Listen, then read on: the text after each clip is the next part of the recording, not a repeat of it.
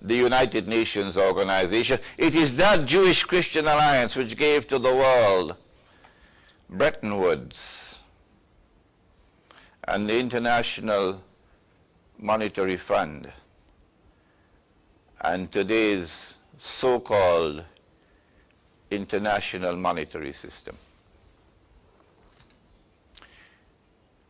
And if you join them, if you become a part of them, if you allow yourselves to become subservient to them, if you establish friendly ties with them and become part of that alliance, part of that system, you've lost your Islam. That's not an easy bite to swallow and digest. Not at all. And this is perhaps the first time any of you is being introduced to this verse of the Quran this way. Without a doubt, this is the first time. And hence you can see that the verse, the subject, the gold dinar, Islam and the future of money, has a perspective from the Quran and from the Sunnah of the Prophet ﷺ, which is absolutely unique even to your muftis, who are blissfully ignorant of the subject. My language is harsh,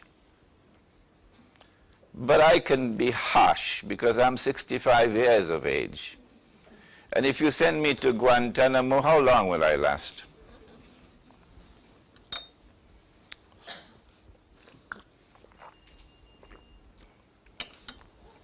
Bilal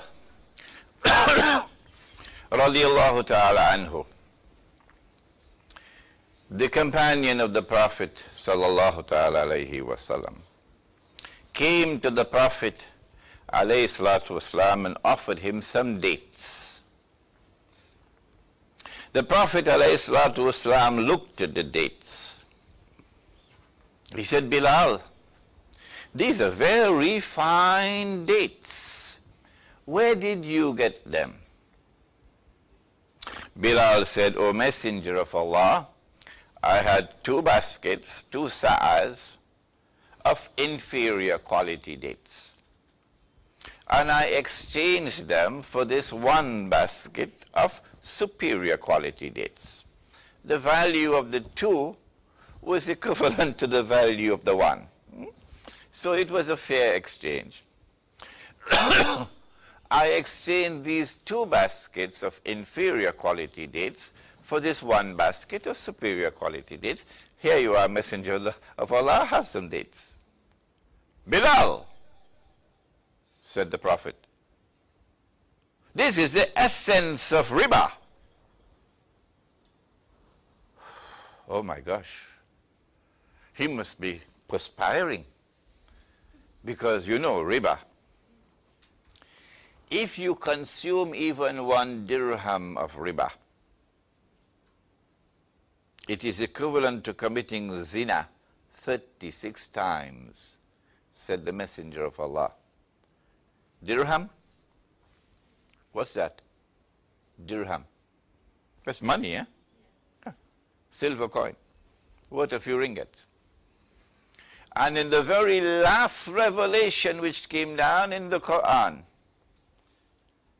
the very last revelation, on the authority of Abdullah ibn Abbas radiallahu ta'ala anhu, and recorded in the Sahih of Imam Bukhari, the very last revelation is one in which Allah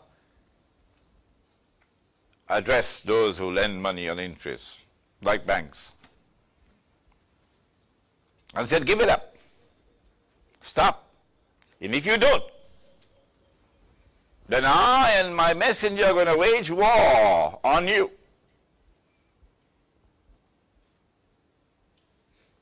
So this is not something easy. Bilal, this is the essence of riba. What you should have done was to sell the 2 baskets as a separate transaction, and then take that money and buy this 1 basket as a separate transaction, 2 separate transactions. But a direct exchange of 2 baskets of dates for one was haram, was riba.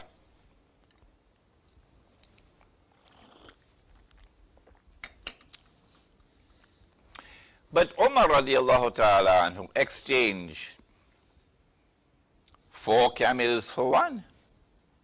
Yeah. And that was not haram. That was not riba. And Ali radiallahu ta'ala anhu exchanged 20 camels for one. The 20 may have been babies. And that was not haram, and that was not riba. 100 years ago, if we had asked the question, why is it that it was permissible to exchange, unequal exchange of animals? That's okay. But an unequal exchange of dates was haram and riba. 100 years ago, even a school child would have been able to answer that question. Today, and I know, because I travel around the world and I lecture, and I ask this question in a Darul Ulum with the professor sitting and the senior students in front of me and about 700 students, nobody could answer it. That's a Darul Ulum. What about bank? Development bank? The answer is the answer is located in another hadith of the Prophet ﷺ, to which I shall now introduce you.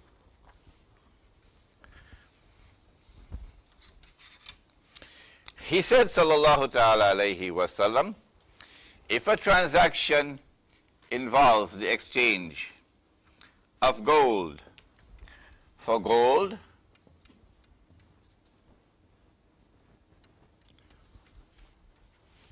or silver for silver, or wheat for wheat, or barley for barley, or dates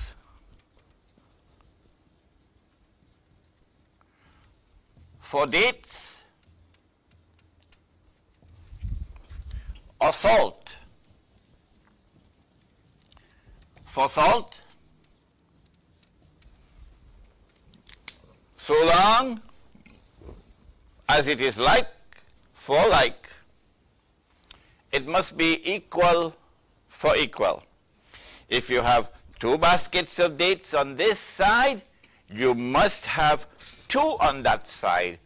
Then the exchange would be halal.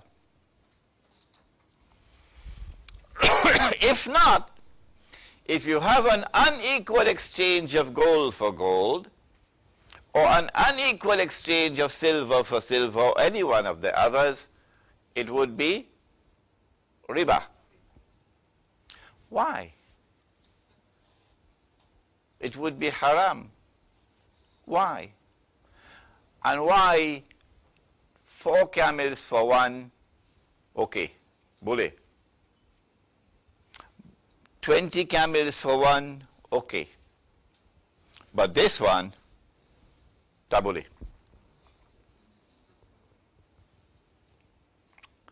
The answer is that there is something in common in all 6.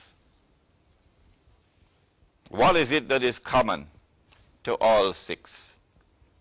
Answer: all of these were used as money. Used as money in the form of a medium of exchange. I need a haircut. And I asked my wife, I don't have time, can you cut? She says, no, go to the barber. Sometimes your wife tells you that, doesn't she? So I go to the barber.